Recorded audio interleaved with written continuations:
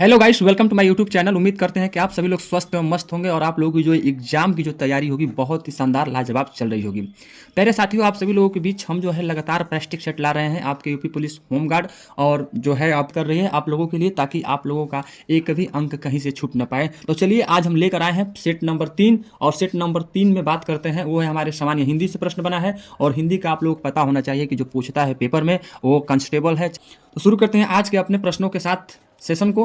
देखिए जो पहला प्रश्न हम लोगों का है, कह रहा है कि नीरस शब्द का संधि विच्छेद का चयन कीजिए। ऑप्शन में ए दिया है नीह प्लस रस, और है बी में है नी प्लस रस, सी है नी धन रस और डी है नीर धन रस। तो इसका जो विकल्प सही होगा वो होगा ऑप्शन नंबर ए, यानी कि नीह धन रस होगा। आगे की तरफ बढ़ते हैं। अपना दूसरा प्रश्न कह रहा है कि कमर कसना मुहावरे का सही अर्थ क्या है। ए सतर्क रहना, बी दंडित करना, सी जो है दृढ़ निश्चय कर लेना और डी जो है मेहनत करना। तो दूसरे का ऑप्शन है, आप लोग जवाब दीजिए कौन सा विकल्प सही है आप लोग। तो जो दूसरे का विकल्प होगा वो होगा ऑप्शन नंबर सी, यानी कि कमर कसने का जो मुहावरे का अर्थ होता है वो दृढ़ है निश्चय कर लेना, यानी ऑप्शन नंबर सी। आगे की तरफ बढ़ते हैं। अपना प्रश्न को लेकर तीसरा है, कह रहा है कि करुण शब्द का विलोम क्या है। ए निर्दय, बी निष्ठुर, सी निठुर और डी होता है आप लोग का कठोर। तो जो 3 का ऑप्शन सही होगा वो होगा ऑप्शन नंबर डी, यानी कि कठोर होता है करुण का। आगे की तरफ बढ़ते हैं। चौथा प्रश्न देखिए, कह रहा है कि पावक का प्रवाची शब्द क्या है। ए अंगारा, बी है हुतासन और डी है सी है लपट और डी है ज्वाला। तो जो 4 का ऑप्शन सही होगा वो होगा ऑप्शन नंबर बी, यानी कि हुतासन। अग्नि, अनल, पावक, दहन, ये सब क्या है, जो है आग का। देखिए निर्देश में लिखा है कि प्रश्न 5 से लेकर 8 तक जो है निम्नलिखित शब्दों के 4 जो है अर्थ दिए गए हैं। आपको सटीक समानार्थक शब्द का चयन करना है। ए मतलब 5 है केतु, और केतु को बताइए समानार्थक शब्द का चयन करना है तो झंडा हो गया। बी आश्चर्य होता है, सी किरण है और डी जो है हम लोगों का दिशा। तो जो 5 का ऑप्शन सही होगा होगा ऑप्शन नंबर ए, यानी कि झंडा। आगे की तरफ बढ़ते हैं। 6वां प्रश्न कह रहा है हमारा कि पिसून, ए ऑप्शन में दिया है पिशाच, बी है हमारा कि चुगलखोर, सी हमारा पसीना और डी बेईमान। जो हमारा 6 का ऑप्शन सही होगा ऑप्शन नंबर बी है, यानी कि चुगलखोर। अगला प्रश्न देखिए 7वां है तनु। तनु का समानार्थी शब्द क्या होगा। ऑप्शन में ए है शरीर, बी है झील, सी है चंद्रमा और डी है खटिया। तो जो 7 का ऑप्शन सही होगा वो होगा ऑप्शन नंबर ए, यानी कि तनु का जो समानार्थी शब्द होता है वो शरीर है।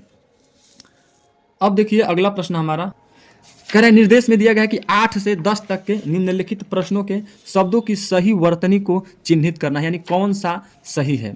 देखिए 8 का ए है परीक्षा, द्वितीय, सी है जागृत और डी है समय सारणी। तो देखिए इसमें से कह रहा है आप लोगों को कि सही वर्तनी का चयन करना है, कौन सा सही है। तो जो 8 का ऑप्शन सही होगा वो ऑप्शन नंबर डी होगा, यानी कि समय सारणी सही है आप लोगों का ऑप्शन नंबर डी। अगला प्रश्न है प्रश्न संख्या 9 नंबर। देखिए कह रहा है कि ए है कौशल्या, बी है केकई, सी है युधिष्ठिर और डी है हमारा बद्रीनाथ। तो 9 का जो ऑप्शन सही होगा वो होगा ऑप्शन नंबर हमारा ए, यानी कि कौशल्या सही लिखा गया है। सही इसका जो है हम लोगों का वर्तनी है। अगला प्रश्न जो है हमारा 10वां है प्रज्वलित। प्रज्वलित प्रज्वलित और डी नंबर हमारा क्या है प्रज्वलित। बताइए कौन सा वर्तनी सही है 10 का। तो जो 10 का ऑप्शन सही है वो है ऑप्शन नंबर सी हमारा, यानी कि प्रज्वलित। अगला प्रश्न देखिए कह रहा है कि निर्देश में दिया गया है कि कह रहा है कि प्रश्न संख्या 11 से लेकर 13 तक के नीचे दिए गए लोकोक्तियों का सही अर्थ चुनिए। यानी देखिए कौवा चला हंस की चाल, ये है बड़ों से प्रभावित होना, बी है असंभव प्रयास करना, सी है हृदय परिवर्तन होना, डी है हम लोग क्या कह रहे हैं कि वाधा अनुकरण करना। तो जो कौवा चला हंस की चाल का जो सही लोकोक्तियों का अर्थ होगा वो होगा, यानी कि वाधा अनुकरण करना। ऑप्शन नंबर डी सही है। चलिए आगे की तरफ बढ़ते हैं। अपना 12वां प्रश्न को लेकर कह रहा है कि का बरखा जब कृषि सुखाने। ए है ऑप्शन में जो खेती नहीं करता उसे वर्षा की क्या जरूरत है, बी है कृषि के सूख जाने पर भी वर्षा आवश्यक, सी है हानि होने के बाद हर उपाय निरर्थक और डी जो है साधनों की व्यवस्था पहले करो। तो जो हमारा 12 का ऑप्शन सही होगा वो होगा ऑप्शन नंबर सी, यानी हानि होने के बाद हर उपाय जो है निरर्थक। चलिए अगला प्रश्न देखते हैं हम लोग। 13वां कह रहा है हम लोग क्या कि उल्टे बास बरेली को लोकोक्तियों का अर्थ बताना है। ऑप्शन दिया है ए व्यर्थ का सामान छोटे शहर में, बी सामान की आपूर्ति में देर, और सी जो है पूरक के घर में आपूर्ति करना, और डी जो है जो ग्रहण न कर सके होगा वो होगा ऑप्शन नंबर सी यानी पूरक के घर में आपूर्ति करना। ऑप्शन नंबर 3 सही है। आगे की तरफ बढ़ते हैं अपना। कह रहे हैं निर्देश की प्रश्न संख्या 14 से 16 तक नीचे दिए गए अनुच्छेदों के पहले और अंतिम वाक्यों को क्रमशः 1 और 6 की संख्या दी गई है। इनके मध्यवर्ती वाक्यों में 4 भागों में बांटकर य र ल व जो है स्तर दिए गए हैं। ये चारों वाक्य है जो है व्यक्तिगत क्रम में नहीं है। इन्हें ध्यान से पढ़कर दिए गए विकल्पों में से उचित क्रम का चयन करिए। पहला दिया है कि जिससे सही अनुच्छेद का निर्माण हो। 14 नंबर कह रहा है, पहला है साहस और आत्मविश्वास के साथ जाना ही सच्चा जीवन है।